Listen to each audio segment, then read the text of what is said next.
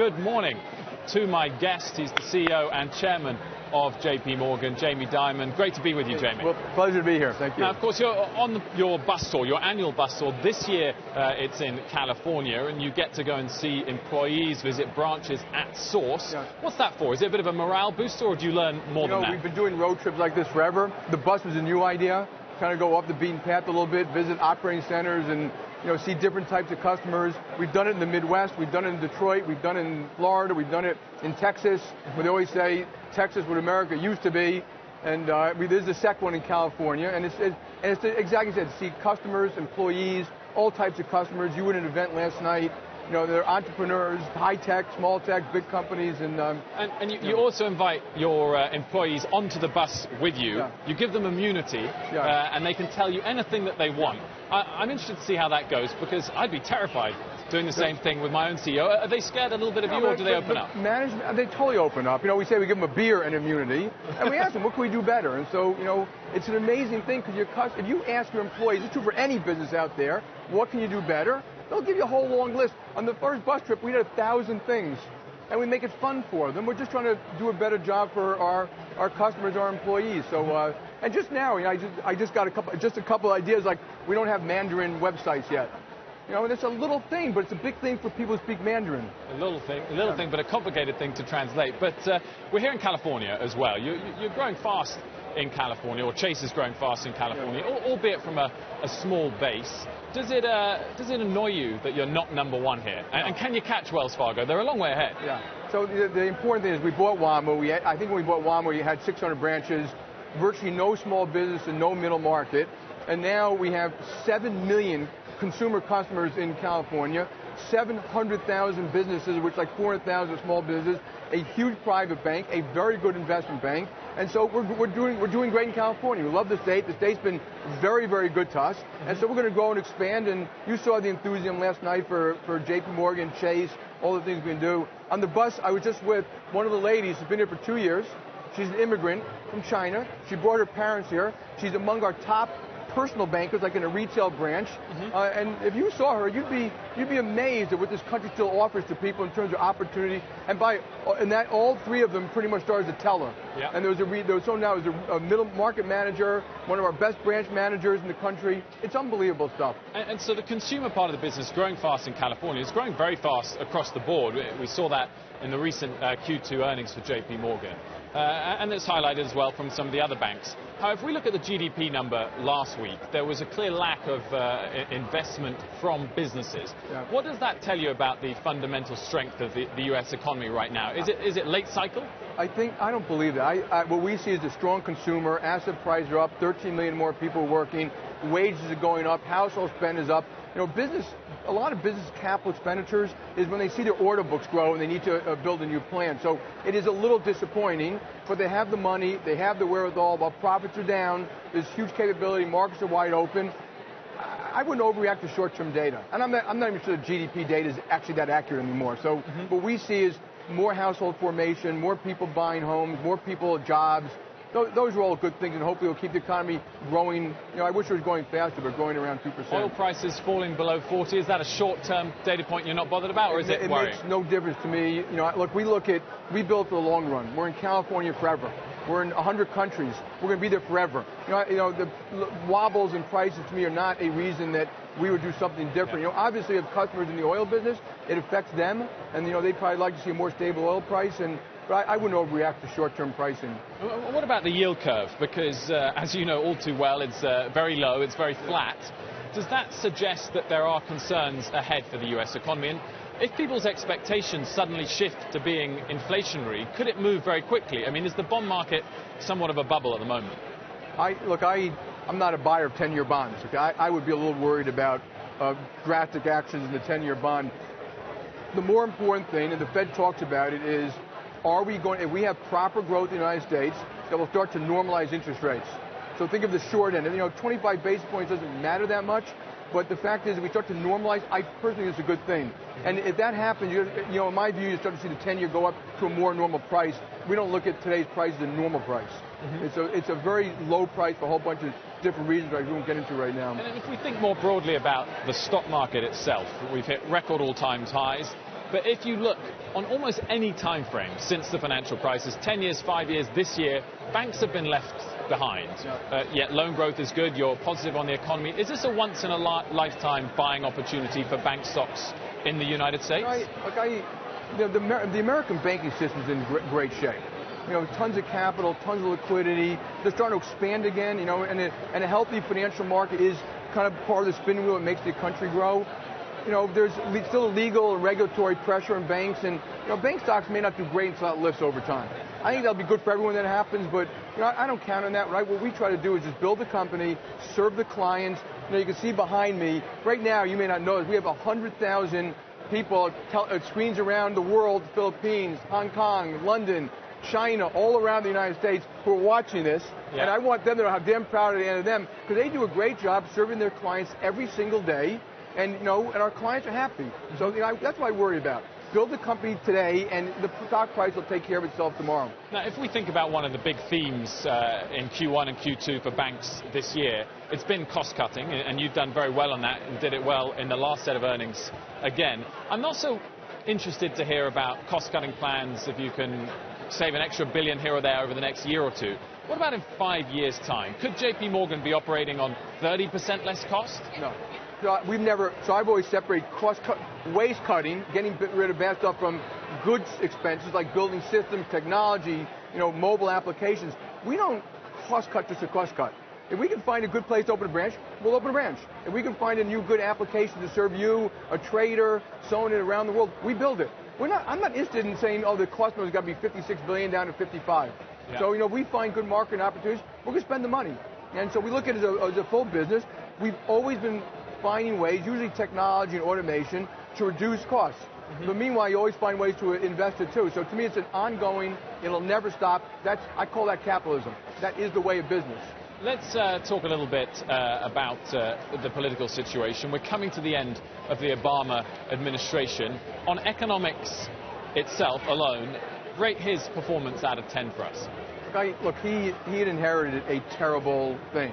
And so I think the American government, before him, President Bush, President Obama, Paulson, Geithner, Bernanke, I think they did a lot to stabilize it. I wish we'd been going a lot faster since then. It's been moderate, and I think, what I would worry about more is that if the next president, whoever it is, focuses on the right things, I think we're going at 4%.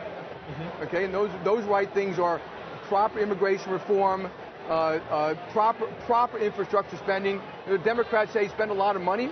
I kind of agree with that. The Republicans say it shouldn't be bridges to nowhere and a big pork barrel. I agree with that too. So proper infrastructure spending on roads, bridges, tunnels, hospitals, schools, airports would be great for the United States. We need corporate tax reform. I would also expand things like the earned income tax credit to help the lower paid. Yeah. So I think there are a lot of ways, education, that we can make this country boom. And I think that's what we should be focusing on, and not just pointing fingers at each other and getting mad all the time. You mentioned immigration reform. So is there an immigration problem in the United States at the moment? There is. Chuck Schumer and John McCain had a bill, which I believe passed the Senate, that dealt with proper security at the border, proper pathway to legalizing undocumented immigrants, who, by the way, most of them have jobs, most of them are doing fine, and it's at the back of it would take like 13 to 15 years, and also allowing all these kids who come from around the world who get advanced degrees here, our best universities in the world, science, technology, and we send them home. Yeah. Let them stay and let them build companies. A lot of these companies were built by immigrants. Three of my grandparents were born overseas. I was just on the field of the bus. Almost all of their parents were born overseas, and they're fabulous Americans. Yeah. We talk about the candidates and Donald Trump and Hillary Clinton. They're miles apart on certain issues. But there's one area that they seem to be uniting on, and that's pretty tough rhetoric against the banks, including both have mentioned they might bring back Glass-Steagall. Does that concern you? Okay, I'm not going to get into apology. Glass-Steagall had nothing to do with the crisis, and even all of them acknowledge that. So it's kind of an anachronism from the past. I assume that regulators and political leaders want us to do what we're doing every day. Lend to large corporations, lend to small businesses, lend to individuals, move their money safely, build cybersecurity. And we do it in 150 countries around the world. We bank countries. We bank California, for God's sake. We helped them in the middle of the crisis. We bank 700,000 businesses here. Isn't that our job? So, and we're doing it quite well. And so I think we should focus on that. I know there's delaying around banks, and there's nothing I can do about the past. Other than look behind me and look at what these people do. They serve 7 million consumers every day, and they do a great job at it. I want to thank you all personally. I wish I could come see every one of you every year. I know I can't, but if I could, I would. You talked about lending there. That's your job, to keep lending. Have you ever lent to Donald Trump or any of his businesses? I can't speak about individuals when it comes to something like that. Okay, fair enough. Let's move on in terms of what should be on the top of the agenda. You talked a little bit about tax reform. We've also heard both sides of the political debate talk a little bit about anti-free trade rhetoric, and this is something that's very close to my heart, having just seen the same issues come up in the United Kingdom. In your opinion, would it be a mistake for the next president to restrict free trade? Yes. But, I think there are legitimate issues around what we call fair trade. So, proper protection of workers, proper protection of the environment, non-trade, non-tariff type barriers.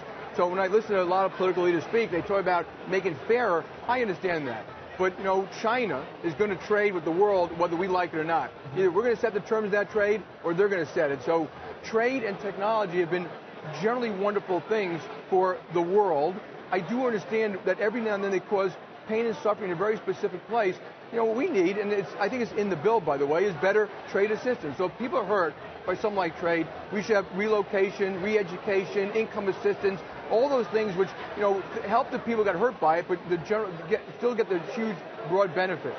And with that in mind, do you think the decision that the British people recently took to vote for a Brexit, was that a step backwards? It's hard to say, because if you speak to the British people, you know better than me, some they voted for Brexit because they kind of wanted to put up a wall. But a lot of them, they immediately came to the United States and went around the world and said, no, this is so Britain's going to be open seas and free trade and not constrained. So you can actually argue either point. And we just don't know how that's going to turn out because there are many parties involved. So that to me is the uncertainty around it, and we have to wait and see. When you did your pre-Brexit vote contingency planning, did you ever expect that in the instance of an exit vote, as we had, that markets would have shrugged it off so easily? I mean, other than some UK-centric assets, we've moved on and we're hitting new highs. Yeah, because we always knew the effect of Brexit wasn't really what the markets might do in the short run. It's like, what is the ultimate outcome? And we simply don't know. And we're probably not going to know for years. So that uncertainty will have an effect. And you're going to read every day about different people saying, we're not going to have trade with the EU without immigration or free people moving of people around. And so, look, we have to be prepared for whatever the outcomes are. And since we don't know, we'll work on it. I don't think it's going to happen tomorrow, so we'll look at it. It's not up to JPMorgan Chase. So I read every now and then people say that JPMorgan Chase is threatening. We're not threatening anything. Whatever the laws of the land are, we have to follow. That may require us to do things differently than we do today. Now, there's been no immediate contagion from Brexit across the rest of Europe, but various scenarios that you've looked at, longer term, 5 years in advance, are there any scenarios where you consider the breakdown of the Eurozone? Unfortunately, that could be one of the fat tail outcomes of a Brexit. Because, when you go to Europe, and I was in Italy recently, and, Netherlands is going to have a vote. Italy has a very important referendum. Germany's going to have a vote. You have new leadership in Britain. Those things just cause a lot of uncertainty about what do people want. Netherlands is something having a referendum like Brexit, and you don't know how this is going to fall out. And so that to me is one of those things out there that could possibly happen. It may take more than 5 years, but it may very well happen. I want to ask if this is an opportunity for you. On your investor call, the CFO, Marianne Lake, specifically referring to Brexit, said, we're not going to be at a competitive disadvantage. If anything, we feel like we're in a position of strength. So this uncertainty in Europe, is it an opportunity for JPMorgan to take market share? Well, I think what she was referring to is that whatever the competitive situation is, will be equal for everyone, that we're in a pretty good position, and we'll have to just adapt to the new rules. It's unlikely the new rules will hurt us more than other people, is what she really meant. The new rules may very well be hard for us. It costs us more money and cause more uncertainty with our clients, but we want to be there serving the clients regardless of how that all comes out. Yeah. So like I said, we're just going to have to mold ourselves to what the political leaders of Europe and the UK come up with. It's a one-sided thing. It's not up at all to JPMorgan. Specifically, the banking... If you asked us what we wanted, we'd want to keep our jobs in London and be able to passport financial service to the EU like we do today. And for the average person out there, what that really means is that we can bank a German company in Germany using people, research, sales train out of London. If those rules change, and they could, then we have to change where we are and how we function. So how much of a hit to your costs would it have to be for you to actually go through that upheaval of moving people abroad? It is what it is. So, I can come with a scenario it's going to cost us a lot more money, but it's what we're told to do. It is not what I want to do. It's what we are simply told to do by the governments of the EU. How difficult more broadly? And we don't know how much duplicate costs it'll create. It'll create one-time costs, and it'll probably create a lot of duplicate costs. Remember, those duplicate costs, and I hate to say it, will eventually be borne by the customers in Europe. Because if you build a system where your costs are much higher, people have to build it into how they price their products and services. We just had the stress test results for European banks last Friday. How difficult is the situation there? I mean, do you look at the European banking situation and think, oh, at least we're not too heavily in there? I mean, Deutsche Bank and the Italian banks, they're really struggling. I mean, the way you should look at that is that they did the stress test and most of the banks did fine. And I think it's time in Europe, if I was the European regulators, the European governments, I'd let their banks do their job. Continue to pound on them and have changed the rules and requirements 5 years out, 6 years out, is not good for the people of those countries because you're destabilizing a financial system. There are clearly a bunch of banks that need to be recapitalized a little bit. And in our view, and as you know, JPMorgan, because it's been public, is leading a consortium to help Monte dei Paschi. And if we can pull something like that off, that would be great for Italy. Yeah. And let's move on and talk a little bit about yourself, if we may, Jamie. You've had an outstanding career already, but you've had some tough issues in your personal life over the last couple of years. Does that make you reassess how important work is? I mean, what still keeps you coming back to do the job every single day? I imagine I woke up tomorrow, and I love my children. I spend a lot of time with them. I kind of a barbell life, family and job. I love the job. I love the people of this company. I love what I do, and I miss the camaraderie. I miss the fighting for something. I miss, meeting our employees in all parts of the world, and I get to deal with presidents and prime ministers and employees from tellers on up, and I love it. And I think that JPMorgan makes it a better world every single day in 2,000 communities around the world. Trying to do our job well, responsible lending, opening branches, serving small businesses, and so I would miss it terribly. But you wouldn't miss having to do live CNBC interviews. That wasn't in your list there. Just to dive a little deeper, if I may. It's been a crazy few months. Brexit, stress tests. We touched on all of those things. At the same time, you had the awful eventuality of losing both of your parents, and sadly, I've been through a similar personal hit in recent years, and that would have totally floored me. And I wonder, are you coping? How are you coping? And are you getting through it? And are you all right? Yeah, no, I'm all right. My parents have been ill for a while, so you have some time to get prepared. And you're mentioning something that this is the first probably CNBC interview I'm doing that my mother's not watching.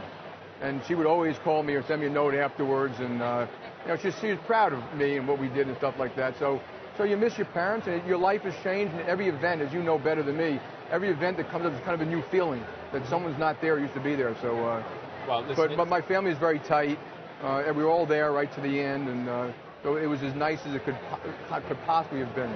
Well, it's great to see you doing so well, Jamie. And my final question. We focus every day on the weekly data points, jobs numbers, the quarterly earnings. Long term, though, how is the US economy? Great point. So here's the most important thing. So we don't like bet on stocks going up or down or bonds. Even our trading books, we don't do that. We are there, steadfast, long term. So when I just got back from Italy, we had our 75th anniversary there. JPMorgan himself actually died there. We were in Italy, Germany, Spain, Ireland, Portugal, right through the crisis. We were in Argentina for the last 12 years, right through the crisis. We never wavered, we never left. In fact, in Italy, we added more credit. In the middle of the crisis, and it wasn't just JPMorgan, all these banks out there rolled over loans. So here's the important long-term thing, and I'm going to talk about the United States patriotically for a second. We have the best military on the planet, the best military barriers ever built called the Atlantic and the Pacific, very peaceful and friendly neighbors called Mexico and Canada, some of the best universities on the planet, some of the best businesses on the planet, great work ethic, great rule of law, other than how it often applies to banks, the widest and deepest financial markets that the world's ever seen. You don't get that in Brazil, Russia, India, China. I'm not making fun of them. We have all the food, water, and energy we should need. Again, you don't get that. So I'm saying this out of respect for China. Yep. They don't have enough food, water, and energy. They have 500 million people living in poverty, and they have a lot of very tough neighbors in the neighborhood. So, we, Americans, should look at what we do very well. Our future is going to be unbelievable, but it's not a divine right. We don't have a divine right to success. So I agree with a lot of politicians out there. They say, we've got serious issues. We do. Immigration, infrastructure. I think income equality is one of them, which is why we recently are changing our wage rates and at JPMorgan. So let's get together, collaborate, and fix the problem so that beautiful future we have is the one we accomplish. Jamie, it's been a pleasure talking to you. Hey, thank you very much for your time. The chairman and CEO of JPMorgan, Jamie Dimon from Irvine, California, for now.